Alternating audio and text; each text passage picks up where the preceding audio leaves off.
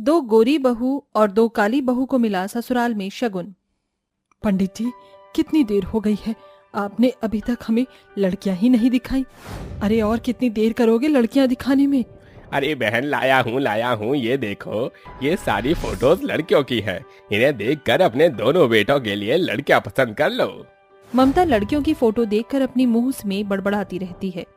मेरे दोनों नालायक बड़े बेटों ने तो अपनी पसंद की लड़कियां ढूंढ ली हैं।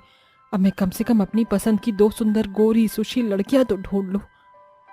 ममता के दोनों बड़े बेटों ने अपनी पसंद की लड़कियां देख रखी होती हैं, जो रंग रूप से बहुत ज्यादा काली होती हैं, जिसके चलते ममता को वो बिल्कुल भी पसंद नहीं होती।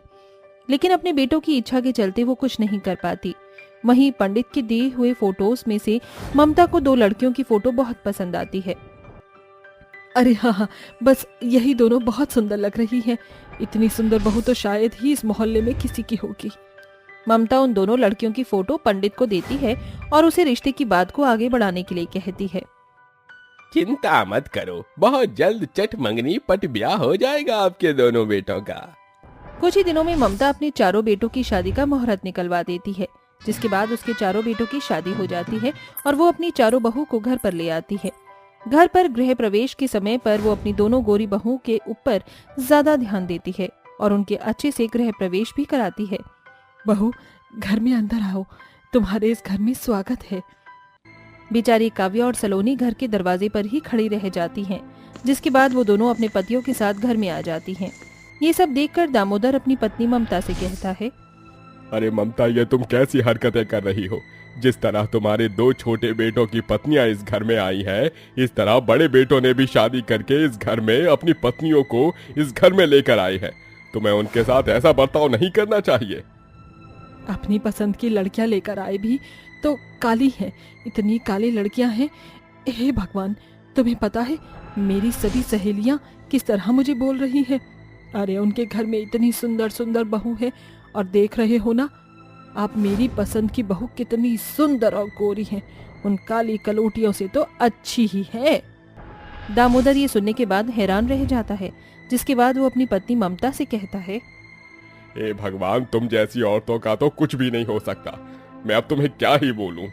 दामोदर ऐसा कहकर वहां से चला जाता है, जिसके बाद ममता अपनी दोनों गोरी बहू को अपनी मुंह दिखाई की रस्म के लिए कहती है। तुम दोनों यहाँ क्यों खड़ी हो? चलो, तुम्हारी मुंह दिखाई की रस्म शुरू होने वाली है। सभी लोग तुम्हें शगुन देंगे। इतनी चांद से मुखड़े के हो तो हर कोई भर भर का शगुन देगा। आज देखना, तुम दोनों की मुंह दिखाई की रस्म बहुत अच्छे से होगी। ममता अपनी दोनों गोरी बहू को मुंह दिखाई की रस्म के लिए ले जाती है, जिसके बाद दामोदर उनके पीछे से अपने बड़े बेटों की बहू को भी ले आता है। ममता सबसे आगे अपनी दोनों गोरी बहू को बिठाती है और उनके पीछे काली बहू को, जिसके बाद सभी औरतें एक एक करके मुंह दिखाई की रस्म शुरू करती हैं और ममता की गोरी बहू को ज्यादा शगुन देती हैं। बहन, तेरी दोनों गोरी बहू तो बहुत ही सुंदर हैं, लेकिन ये दोनों काली बहू कहाँ से ढूंढ कर लाई है? इतनी काली बहू, ऐसा लग रहा है जैसे कोयले की भट्टी से उठा कर ले आए हैं इन दोनों को। बड़ी बहू, खैर अब हम क्या ही बोले। ये सब सुनकर काव्या और सलोनी को बहुत बुरा लगता है, लेकिन वो किसी से कुछ भी नहीं कहती। तो वही मोहिनी और रागिनी दोनों ही बहुत खुश रही होती हैं, क्योंकि उन्हें शगुन में बहुत सारे पैसे, जेवर और साड़ियां मिली होती हैं। आखिरी में ममता अपनी दोनों गोरी बहू की मुंह दिखाई की रस्म करती है, जिसमें वो उन्हें खूब सारे गहने और पैसे भी देती है, साथ में बनारसी साड़ियां भी देती है। और वहीं दूसरी तरफ वो अपनी दोनों काली बहू को एक मिठाई का डिब्बा, 10 रुपए और एक पुरानी सी साड़ी पकड़ा देती है। मुझे माफ करना, तुम्हारे लिए तो मेरे पास शगुन बचा ही नहीं। कोई नहीं, फिर भी कभी जब आएगा तो मैं तुम्हें दे दूंगी। फिलहाल इसी से काम चला लो। ये सब देखकर दामोदर को बहुत बुरा लगता है, लेकिन वो किसी से कुछ नहीं कहता। वहीं शादी के बाद से ममता अपनी चारों बहू में बहुत ज्यादा भेदभाव करती है। वो अपनी गोरी बहू को तो हर एक चीज लाकर देती है, तो वहीं काली बहुओं की तरफ वो देखना भी पसंद नहीं करती। अरे मोहिनी, रागिनी, तुम दोनों को इस घर में आए हुए काफी दिन हो गए हैं, कहीं बाहर घूमने नहीं गए। आज का डिनर हम सब बाहर करेंगे। पहली बार तुमने बहुत अच्छा डिसीजन लिया है ममता। चलो, इसी बहाने इन सबको एक साथ थोड़ा समय मिल जाएगा। जाओ काव्या, सलोनी, तुम दोनों भी जाकर तैयार हो जाओ। नहीं नहीं, काव्या और सलोनी हमारे साथ नहीं जाएंगी। अगर ये हमारे साथ जाएंगी तो हमारी कितनी बदनामी होगी। मैं उन्हें लेकर नहीं जाने वाली। ये सुनकर काव्य और सलोनी को बहुत बुरा लगता है, जिसके बाद वो दोनों वहां से चली जाती हैं और रसोई में आकर काम करते हुए रोते हुए एक दूसरे से बातें करने लगती हैं। माँ जी हमारे साथ ऐसा क्यों करती है? हमने उनके साथ कोई बुरा बर्ताव नहीं किया, हमेशा उनकी हर बात सुनी। इस घर को भी हम बहुत समझ कर चला रहे हैं, फिर भी माँ जी का बर्ताव ये मुझे बर्दाश्त नहीं होता।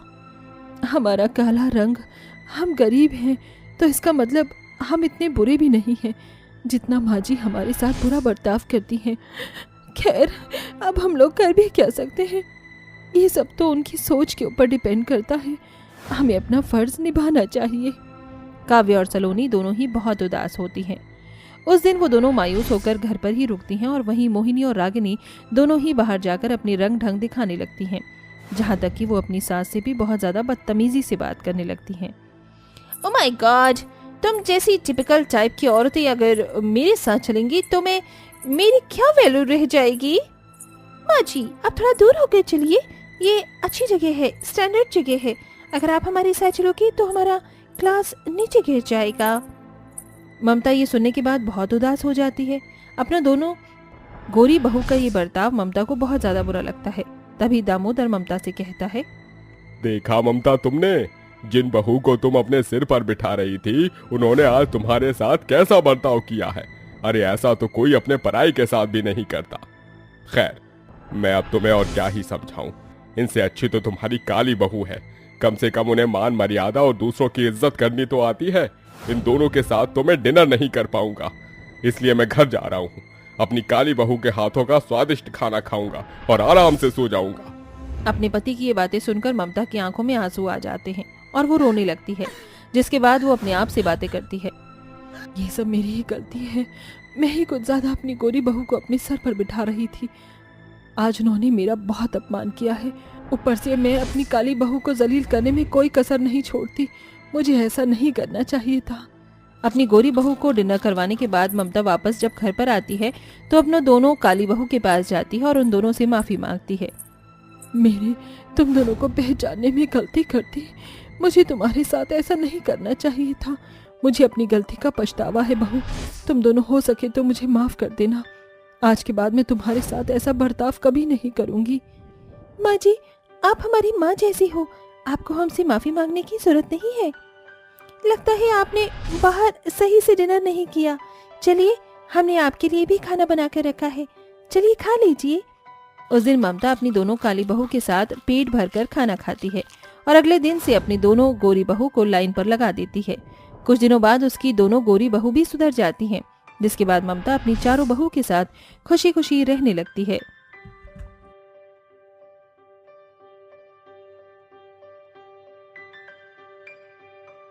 दो बहनों का रिश्ता कितना खास होता है, कितना नोक झोंक से भरा होता है, ये तो आप अच्छे से समझते होंगे। पर क्या होता होगा जब दो बहनें जुड़वा होती होंगी। अक्सर हमने सुना है कि जुड़वा बच्चों में एक सबसे ज्यादा होशियार होता है तो दूसरा उतना ही सीधा। एक को चोट लगती है तो दूसरा रोने लगता है। क्या ऐसा ही ट्विंकल और टीना के साथ भी था? आइए जानने के लिए दिलचस्प कहानी में आगे बढ़ते हैं। दोनों आइसक्रीम खाते हुए घर ही जा रही थी कि उनके पड़ोस का एक लड़का विहान जानबूझकर साइकिल ट्विंकल के पास लाकर मोड़ देता है, जिससे वह डर जाती है और उसके हाथ से आइसक्रीम छूट जाती है। मेरी फेवरेट आइसक्रीम। विहान के बच्चे, तेरी हिम्मत कैसे हुई साइकिल से मुझे डराने की? अब मैं तुझे नहीं छोड़ूंगी। अरे ट्विंकल जाने दे, इतना गुस्सा क्यों कर रही है? 20 रुपए की आइसक्रीम ही तो थी। वैसे तू मुझे घर में पैसों का ज्ञान देती रहती है। तुझे पता है माँ ने कितनी मुश्किल से हमें आइसक्रीम के लिए पैसे दिए थे, और वो भी इस विहान के बच्चे ने गिरा दी। अब मैं इसे छोड़ूंगी नहीं। इसने मेरी आइसक्रीम को गिराया कैसे? और छोटे बच्चों की आइसक्रीम गिर गई, देखो कैसे रो रही हैं। वैसे मुझे ज्यादा मुश्किल नहीं होती तुम दोनों जुड़वा बहनों में से किसी को पहचानने में, क्योंकि इसकी तेज जुबान पहले ही बता देती है कि ये ट्विंकल की बच्ची है। अब तुझे अवार्ड दूं कि तूने हम दोनों में से एक को पहचान लिया। तेरी तो। अरे नहीं, टीना जब तक कुछ बोलती इतने में ट्विंकल एक पंच विहान के गालों पर रख देती है। तूने मेरे साथ ये अच्छा नहीं किया है ट्विंकल, तुझे तो मैं बताऊंगा फिर कभी, गरीब कहीं की। हाँ ठीक है, जहाँ हम गरीब हैं, चल निकल। एक तो मेरी आइसक्रीम बर्बाद करवा दी। उसके बाद दोनों घर आ जाती हैं। दरअसल दोनों जुड़वा बहन थी। लगभग एक जैसी दिखती थी और कपड़े भी एक जैसे ही पहनती थी। बस फर्क था तो इस बात का कि ट्विंकल बहुत तेज थी, उल्टे जवाब देती थी, और टीना उतनी ही भोली भाली थी जो प्यार से सारे काम कर दिया करती थी। खैर, ट्विंकल का मुंह अभी तक खुला हुआ था, तभी उसकी माँ सुमन कहती है, क्या हुआ तुम दोनों में से किसका मुंह फूला हुआ है? टीना या ट्विंकल? कभी कभी तो मैं ही तुम दोनों को पहचान नहीं पाती हूँ। माँ, ट्विंकल आइसक्रीम नहीं खा पाई। वो विहान का बच्चा है ना, उसने ट्विंकल को डरा दिया और ट्विंकल से आइसक्रीम छूट गई। कोई बात नहीं, इसमें कौन सी बड़ी बात है, दोबारा आइसक्रीम खा लेना। दोबारा कैसे खाऊंगी? आप दोनों तो इतने पैसे देते भी नहीं हो मुझे, ऊपर से इतनी गर्मी हो रही है, मुझे तो अब इस घर में रहा भी नहीं जाता। अगर आप पर ज्यादा ही पैसे हैं ना तो एक एसी लगवा लो, क्योंकि मैं बिना एसी के नहीं रह सकती। टीना, ये तो क्या बोल रही है? तू तो जानती है घर के हालात, और एसी बहुत महंगा आता है। बस हो गया ना सबका, बहुत बोल रहे थे कोई बात नहीं कोई बात नहीं, पर मैं इस घर में अब और नहीं रह सकती। चुभन सी होती है इस गर्मी में। तू चिंता मत कर, मेरे पास एक आइडिया है, तेरी गर्मी का इलाज है मेरे पास। पर बेटा, तू ऐसा क्या करने वाली है? कहीं तू पैसे वैसे तो नहीं ले लेगी लोन पर? पापा, हमारे हालात इतने बुरे हैं कि लोन भी वैलिड नहीं है, पर कुछ जुगाड़ है हम पर। इतना कहकर टीना घर के सामने के मैदान से छोटे छोटे घास को मिट्टी के सहित थोड़ा बहुत उठाकर ले आती है और एक सीढ़ी के द्वारा अपने घर के छत पर घास लगा देती है। बल्कि 6-7 घंटे की मेहनत के बाद वह अकेले एक ऐसे घास का घर तैयार करती है जो दिखने में बेहद सुंदर था। अरे वाह, तूने तो इन छोटी छोटी घास से पूरा घर ही बना दिया। पर इसका फायदा क्या है? आप एक बार सब अंदर जाकर देखिए और पंखा चला दीजिए, देखना कितनी ठंडक मिलेगी। घास में नमी होती है ना, अब धूप से हम परेशान नहीं हो पाएंगे। जा ट्विंकल, तू भी देख, मैं जब तक बाहर के आंगन और बाथरूम को भी घास से ढक देती हूँ। हाँ ठीक है। तभी टीना थोड़ी घास इकट्ठी करके आंगन और बाथरूम को भी घास से ढक देती है। घास के घर से सभी लोग बहुत खुश थे क्योंकि उन्हें ठंडक मिलती थी। दिन गुजरते हैं, घास के घर को आते जाते लोग देखकर बेहद हैरान थे। तभी पड़ोसन निर्मला कहती है, अरे वाह, घास का घर तो बहुत अच्छा लग रहा है। टीना बिटिया, तूने बनाया है ना? मैंने देखा था तुझे बनाते हुए। ये आंटी कितनी बेवकूफ है, मुझे टीना समझ रही है। ये फालतू का काम भला मैं कैसे कर सकती हूँ, लेकिन तारीफ मिल रही है तो लेने में क्या जा रहा है। हाँ हाँ आंटी जी, मैंने बहुत मेहनत से ये घास का घर बनाया है। चलो बढ़िया है। तभी निर्मला चली जाती है और टीना जाकर कहती है, वैसे ट्विंकल, मुझे फर्क नहीं पड़ता इस बात से, पर तूने आंटी को बताया क्यों नहीं? ये घर मैंने बनाया है। क्यों, तुझे महान बनना था क्या? वैसे भी उन्होंने मुझे टीना बोला है, ट्विंकल तो समझा ही नहीं। इस बात की खुंदक में आकर अगले दिन ट्विंकल सोई हुई निर्मला की मूंछ बना देती है। उठकर जब शीशे में वो देखती है तो उसे गुस्सा आता है और वह सुमन से टीना की शिकायत करती है। आप गलत समझ रही हैं, मेरी टीना बहुत सीधी है, वो नहीं कर सकती ऐसा कुछ। आप कहना क्या चाहती हैं? ये काम मैंने किया है, मैं क्यों जाऊंगी निर्मला आंटी के पास? भला टीना ने ही गड़बड़ की होगी। सुमन अपनी दोनों बेटियों को संभाल कर रख ले, एक तो जुड़वा है, ऊपर से ऐसी हरकतें, शादी वादी करा दे, सयानी से सयानी होती जा रही हैं। आप सही कहती हैं, वैसे मैंने पंडित जी से बात की है। फिर सुमन पंडित जी से अपनी दोनों जुड़वा बेटियों की शादी की बात करती है, पर कई दिनों तक उन्हें गरीबी के कारण जुड़वा बेटियों का कोई रिश्ता नहीं आता है। फिर एक गाड़ी से उतरकर अमीर औरत चंदा हाथों में मिठाई और गिफ्ट लेकर उनके घर की तरफ जाती है। घर तो वैसे यही लग रहा है आसपास में। सुनिए, जुड़वा बेटियों का घास वाला घर एक यही है ना पूरे गांव में? हाँ हाँ, आप कौन? मैं जरा उनकी बेटियों से रिश्ते की बात करने के लिए आई थी। शुक्रिया। ये सुनकर निर्मला के कान खड़े हो जाते हैं। फिर चंदा उनके घर जाकर अपने बारे में बताती है। पहले तो सभी हैरान हो जाते हैं, फिर सुमन की दोनों बेटियां उसे चाय नाश्ता परोसती हैं। अरे ये दोनों हैं आपकी जुड़वा बेटियां? सच में मैं तो दोनों में से किसी को पहचान ही नहीं पा रही हूँ कि कौन ट्विंकल है और कौन टीना। दरअसल मेरे दोनों बेटे हैं, समीर और साहिल। उनकी शादी के लिए बात ही करने के आई हूँ। पंडित जी ने मुझे बताया था, पहले मैंने अनसुना कर दिया, लेकिन फिर ये जाना कि दोनों बेटी कितनी सुंदर और सुशील हैं। मुझे तो विश्वास ही नहीं हो रहा है, तो फिर रिश्ता पक्का करें? हाँ बिल्कुल, मैं तो सोच रही हूँ शादी की सारी तैयारियाँ इस घास के घर में ही हो। मुझे बहुत पसंद आया। ट्विंकल ने बनाया था ना?